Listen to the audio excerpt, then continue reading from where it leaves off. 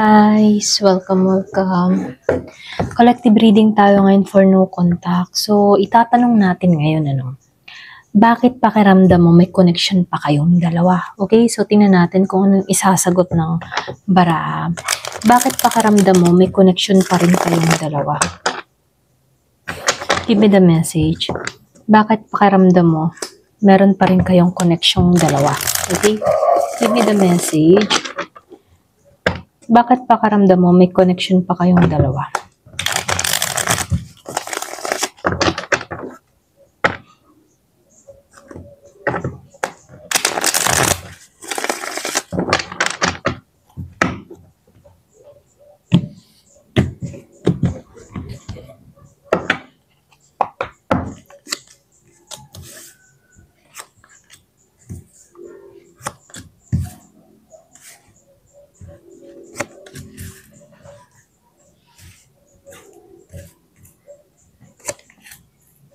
So, meron akong nakikitang Aries, Leo, Sagittarius.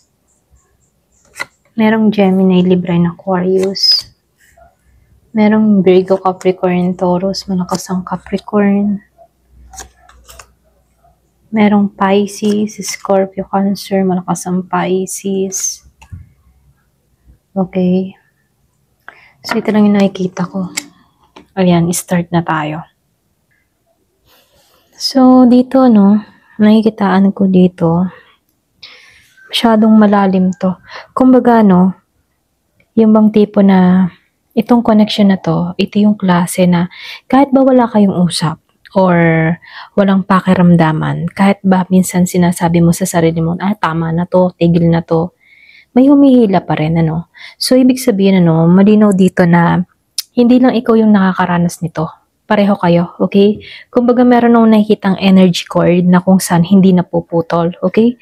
So dito, lumalabas dito sa Queen of Wands reverse, then dito, King of Wands reverse. Pareho kayo dito, okay? Girl and boy, woman and man, okay? So nakikitaan ko dito, ito yung pinakamalakas na counterpart, okay?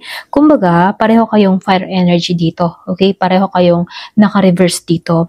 So, ibig sabihin pareho kayong strong attraction kahit no contact kayo dito. So, lumalabas dito, meron kayong hesitation, okay? Pwedeng meron ditong defensive, meron ditong may pride, or pwede rin pareho kayong may pride. So, nakikitaan ko dito, pareho rin meron kayong emotional imbalance na kung saan kapag tungkol sa isa't isa, hindi kayo balanse, okay? So, nakikitaan ko dito, kasi lumalabas dito na pareho kayo. Ito yung magkaparehang court card na dapat match. Okay? Kaya lang dito, pareho kayong naka-reverse. Kaya, ibig sabihin meron ditong natigil na connection pero hindi pa tapos. So, nakikitaan ko dito, yung iba sa inyo, unfinished business or pwede rin sabihin may tensyon na naghihintay na i-release. Okay? Kumbaga, nakikitaan ko dito, kahit wala kayong usap, ramdam mo pa rin siya. Kaya kasi dito meron akong nakitang energetic mirror kayo, okay? Kumbaga pareho kayong sumasalamin sa bawat isa, okay? Kaya dito nakikitaan ko dito para bang hinihila ka pa rin sa energy ng tao na to kasi pareho kayo dito, okay? Nagmi-mirroring kayo dito. So dito lumalabas itong Page of Swords, right? So meron akong nakikitang stalking energy. Pwedeng meron kang person dito na nag-i-stalk. Pareho kayo o pwedeng pareho kayo nag-i-stalk dito, okay? Kumbaga, nagmamasid sa malayo. Curious pa rin sa isa't isa, okay? Kumbaga, chine-check niya kahit hindi ka nagpapakita. Or pwede rin, kahit hindi ka yung mga tipo na update sa social media, pwedeng chine-check ka nito sa mga friends of friends mo. Okay? So, lumalabas dito kahit ba kontak kayo ng tao na to, may energetic ping na nangyayari, okay? Kumbaga, yung bang para bang pakaramdam mo, kapag iniisip ka niya, meron nung nakitang vice versa Kumbaga, pareho kayo na nag-iisipan dito. So, dito, lumabas itong Five of Swords, meron nung nakitang mental conflict or pwede ring sabihin, ito yung dahilan kung bakit hindi maputol-putol, kumbaga nakikitaan ko dito merong unfinished argument sa inyong dalawa, unresolved tension. So nakikitaan ko dito hindi nasabi or pwede rin may hindi na ipaliwanag, okay? Kumbaga, nakikitaan ko dito, merong pride, ego na nangingibabaw. Dapat sinabi niya, pero hindi niya sinabi, okay? Kumbaga, itong tao na to, meron siyang mga tanong sa kanyang sarili, bakit ganun, wala pa ring ending, bakit hindi ito mawala-wala sa isipan ko, ganun ano. So, lumalabas dito, ito yung ganito, ito yung klase ng energy na, alam mo yung tipo na naglalangkap ng psychic word na kung saan ano, lalo na kung biglaang no contact o may nangyayaring conflict, dito lumalabas yon, okay? So, nakikitaan ko rin dito sa The Magician, upright ano, so strong manifesting connection ito. Kumbaga, nakikitaan ko dito, ito yung isa sa pinakamalakas na card, yung The Magician ano. Kumbaga, ito yung ibig sabihin nito no, isa sa inyo ay nagmamanifest pa rin sa isa't isa, okay? Or pwedeng siya, minamanifest ka ng tao na to, kahit unconsciously, okay? Or pwede rin ikaw, nagmamanifest ka pa rin dito sa tao na to. So, malakas yung energetical link sa inyong dalawa. Kumbaga, kapag iniisip mo siya, nagre-react siya. Okay? So, nakikita ko dito, kapag iniisip ka niya, nararamdaman mo siya. So, dito, hindi pa tapos yung cycle ninyo, no? May soul lesson, pwedeng meron ditong karmic connection na hindi pa kompleto. Okay? So, dito, no, lumalabas din dito sa Two of Pentacles upright. So, imbalance, pero meron pa rin connection, okay? Kumbaga, hindi balance, pero andun pa rin yung connection. So, ito yung nagpapakita ng juggling or pwede ring sabihin na may mixed emotion na nararamdaman dito. Pero dito, no, meron ditong subconscious na huwag munang bitawan, kumbaga. Okay? So, ito yung card na nagsasabi na hindi pa cleared yung energy natin. Okay? Ganun yung energy dito, no? Kumbaga, kaya kahit nagno-no-contact kayong dalawa dito, merong pulse, okay? Pwedeng hinihila kayo sa bawat isa, okay? So, dito, no, lumalabas itong The Devil reverse dito. So, meron akong nakikitang attempt to break, okay? Kumbaga, yung bond, pero di pa siya totally napuputol, okay? So, pwede rin sabihin na ito yung pinaka-importante dito, itong The Devil, ano? Kasi, nag-try siyang putulin yung connection, pero merong, alam mo yun, nag-try siya, sinubukan niya, nakalimutan ka, sinubukan niyang putulin yung connection, pero sa isip niya, hindi maputol-putol, ano mo yun? So, nakikitaan ko dito, meron dito nag-try na mag-detach or pwede rin hindi lang natuloy, okay? Kumbaga, hindi rin kinaya yung detachment na ginawa or pwede rin lumayo, nag-distance, pero kahit ganun ano, andun pa rin sa isipan ng tao, okay? So, meron akong nakikitang trauma or pwede rin meron trauma bond na kung saan yung emotional bond. So, meron akong nakikitang soul tie pa rin sa inyong dalawa or pwede rin sabihin na hindi naging maayos yung inyong hiwalayan or hindi naging maganda yung usapan. Kumbaga hindi naging clear sa inyong dalawa, okay? Yung connection, okay? So nakikitaan ko dito, meron ditong tumakas or pwede ring gustong maging malaya pero hindi pa siya fully free, ganon. So lumalabas dito, meron pa ring nahihilo, okay? Kumbaga ayaw na niya na or pwede ring sabihin, nagtataka na tong tao na to, bakit hindi mawala-wala sa isipan niya, okay? So nakikitaan ko rin dito sa Ten of Swords reverse, ano, meron ditong not over energy or pwede rin hindi pa tapos, ano.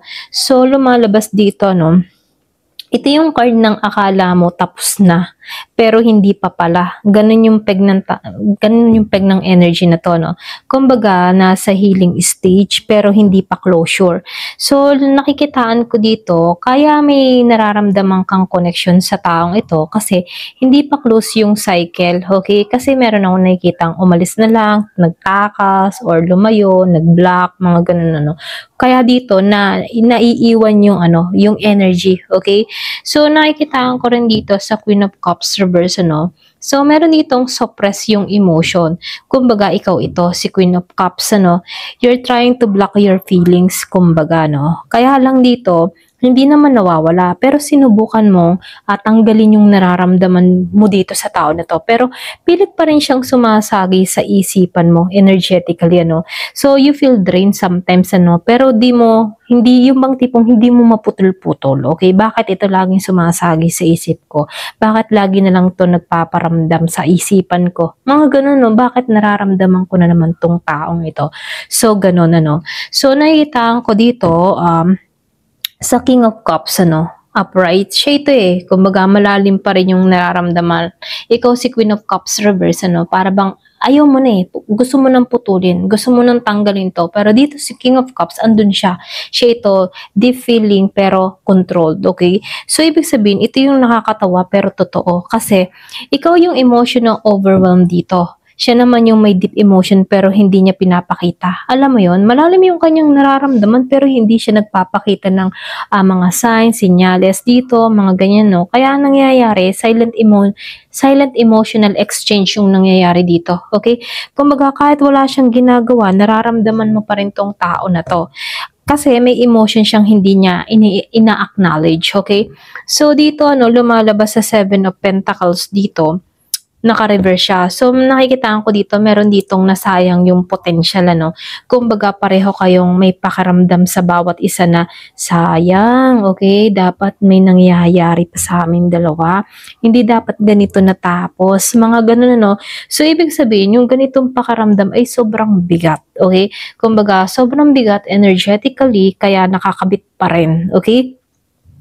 So, dito, lumalabas sa Page of Wands reverse, kumbaga, meron nung nakikitang black communication. So, ito yung card na gusto mag-message, pero hindi itinutuloy, or pwede rin gusto magparamdam, pero pinipigilan, okay? So, nakikita ko dito, may urge, pero may block. Okay? Kaya yung cord andun pa rin, okay? Kaya hindi natatapos Kumbaga hindi nawawala kahit walang aksyon, okay? Kumbaga naghihilahan lang kayo ng energy dito. Gusto mo nang makawala pero may malalim pa rin tong nararamdaman sa'yo pero walang pagkilos na ginagawa sa'yo. Kaya dito nararamdaman mo pa rin tong tao na to, okay? So dito lumalabas sa Knight of Swords upright. Meron ditong posibilidad na bigla ang aksyon. Dun sa iba sa inyo, nakikitaan ko dito, Gemini, Aquarius, and Libra. So, lumalabas dito, ito yung pinaka huling energy na malakas, si Knight of Swords dito, upright. So, meron nung nakikitang impulsive yung communication. Pwedeng bigla ang pagbalik or bigla ang reach out or pwedeng sa sudden clarity, So, kahit ba, kontak kayo ngayon, ang spread mo ay hindi ending, kasi meron nandito sa bandang huli na pagkilos or paggalaw, Kumbaga, nakikitaan ko dito, meron lang nakapost pero hindi pa siya terminated, So, hindi pa to tapos. Kumbaga, nakikitaan ko dito yung overall reading, bakit may connection pa rin kayo kahit wala namang kayong contact. So, malakas yung soul tie or pwede rin strong yung energetic cord, okay? Dito sa, excuse me, sa King and Queen of Cups, okay? Ayan. So, nakikita ko dito, pareho kayong may suppress ang emotion. Parehong hindi pa ready mag-let go, So, pareho kayong nagmamasid kahit no contact kasi meron ditong unfinished business. Pwede rin karmic lesson din to. Hindi pa tapos yung cycle ninyong dalawa rito, So, nakikita ko dito, suspended lang, kumbaga, So, nakikita ko dito, meron ditong someone na mag-a-action dito sa Knight of Swords. So, yung connection nyo hindi naman naglalaho, okay? Kumbaga, natigil lang. So, physical world. Kaya lang, pero buhay pa rin yung energetic level ninyong dalawa rito, okay? Ayan, ito na yung nakikita ko. Okay, so tingnan natin, magkakaroon ba kayo ng connection ng tao na to? Okay, or magkakaroon ba kayo ng communication sa susunod na 3 buwan? Okay, so may palugi tayo, 3 buwan. So tingnan natin kung action ba tong tao na to within 3 months, okay? Ayan, so tingnan natin. Magkakaroon ba ng reconnection? Sorry. Ayan. So, magkakaroon ba kayo ng reconnection, okay? Or communication sa susunod na 3 buwan. Ayan. Tanungin na natin to, 3 buwan, mahaba. Ayan. Give me the message. Magkakaroon ba kayo ng reconnection ng tao na to or communication sa susunod na 3 buwan, okay? Pinakahuli, hanggang Marso. Ayan. Bigyan mo muna siya ng espasyo or pwede rin ikaw, magpahinga ka muna. So, tingnan natin kung kikilos kasi may pagkilos dito sa Knight of Swords. So, magkakaroon ba kayo ng reconnection or communication sa susunod na 3 buwan? Ayan, start na tayo, So, kukuha na lang ako ng 7. So, 4... Gawin ko ng 8 para balance. Ayan. Ayusin ko lang ha. Para makita kong maigi. Ayan, pasensya na sa tahol ng aso. Tahol siya ng tahol eh. Ayan, start na tayo. So, dito, no, nakikitaan ko dito yung dasal. Meron ditong positive dito, no. Kumbaga, may malakas yung posibilidad na, merong possibility na reconnection. Pero hindi naman agad-agad sa unang buwan, no. Kumbaga, nakikitaan ko dito, unti-unti yung process na nagsisimula sa paglakas ng loob, pwede ring paglapit, hanggang sa posible na mag-open ng kanyang emotion, okay? So, dito, lumalabas dito sa Six of Wands reverse. So, meron nung nakikitang blockage, okay, pwedeng merong takot na mag-failed, mga ganon, sa unang buwan. So, ibig sabihin, 3 to 4 weeks. Hindi pa siya gagawa ng move sa'yo, okay? Nahihiya, natatakot, na mag-feel or pwedeng feeling niya baka hindi mo siya pansinin, takot mapahiya, ganun. So, nakikitaan ko dito, pride issue yung lumalabas dito, pero naroon pa rin yung pag-iisip ng tao na to na nag-o-observe dito, okay? So, may gusto pero hindi siya kumikilos dito. So, dito sa Three of Wands sa Pride, so, andun yung desire ng tao na to na mag-reach out, okay? Meron ditong moving energy. So, ito yung ikalawang buwan. So, lumalabas dito, pwedeng papasok yung strong desire to take action, So, pinag-iisipan niya yung timing. Para bang gusto ko ng kumilos. Ganon yung energy ng tao na to. Gusto ko ng kumilos, pero paano? Ganon yung energy niya dito, So, ito yung card na pinaplano niya. Ay, pasensya na ako. Pinaplano na niya yung paglapit. Ito yung unang sign na posible reconnection. Dun sa iba sa inyo, meron nung nakikitang Aries, Leo, Sagittarius, malakas. So, nakikitaan ko rin dito sa Ten of Cups, upright. Meron nung nakikitang emotional fulfillment, So, pwedeng deep affection. So, malalim yung affection ng tao na to. So, ito yung pinakamalaki, okay? So, ibig sabihin dito sa Ten of Cups, may malalim siyang nararamdaman sa'yo, okay? Nakikita ka niya na emotional comfort, okay? So, ando naman yung desire ng tao na to for harmony or pwede rin kapayapaan between you two. So, nakikitaan ko dito, hindi ito card ng pagtatapos, kundi ito yung card ng softening, okay? Para bang yung puso at isip ay nag-a-approach na. Alam mo yon, para ba gusto niya ng gumawa ng hakbang or kumilos sa'yo, okay? So, dito, lumalabas din dito sa Three of Pentacles reverse. Hindi siya handa dito, pero hindi siya handa na makipag-collaborate. Hindi siya handa makipag-collaborate dito, pero hindi naman ibig sabihin na magkakaroon agad ng ibang tipong magkakaroon ng pagka-factor na hindi agad smooth yung pagbabalik. So, hindi siya 100% stable na magpaparamdam, pero yung tipong pwedeng awkward siya or bitin na yung unang attempt ng tao na to, hindi naman ito, yung matipong, hindi pa ito yung final, So, nakikitaan ko dito, hindi ito yung final reconnection agad, pero may attempt, pero hindi pa perfect. Ganon, okay? Pwedeng magbigay ng sign or mag-message ng pahapiyaw. Alam mo yon? So, nakikitaan ko rin dito sa The Sun upright, So, ito yung communication. So, mag-a-attempt to. Okay? Pahapiyaw. So, meron ditong positive sa The Sun. So, nakikitaan ko dito, ito yung pinakamalakas na card kasi ito na yung The Sun eh. Kumbaga, nagkakaroon siya ng clarity, para bang willing na siya mag-open sa'yo or pwede rin gusto na ng tao na ito ng reconnection sa'yo. So, gusto niya nang maging masaya. Nakikita ka niya in the positive light, okay? Kung ang tanong mo ay magpapaabot ba siya, So, yung The Sun, siya nagsasabi dito na, oo, very positive, magiging energy ng tao na to pagdating sa'yo. So, nakikitaan ko rin dito sa Queen of Wands, upright, ikaw yung natitrigger, ikaw yung magiging reason dito.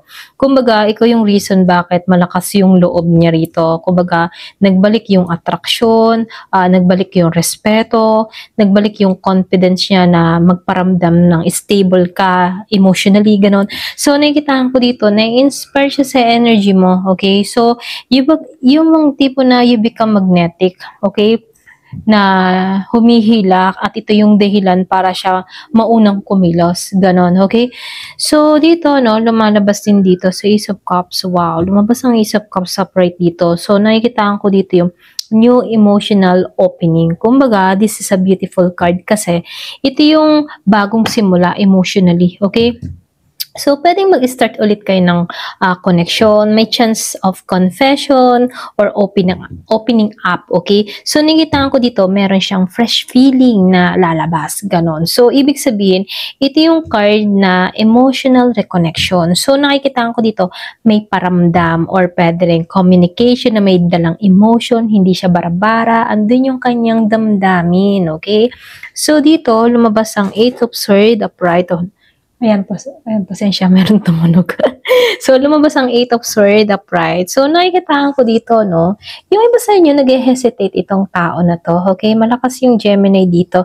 So, meron akong nakikitang hesitation. Ito yung last block dito kasi dahil sa takot, okay? Pwedeng meron takot, being stuck in his own mind, ganon. So, nakikitaan ko dito, takot sa rejection or pwede rin takot sa bagong cycle, okay?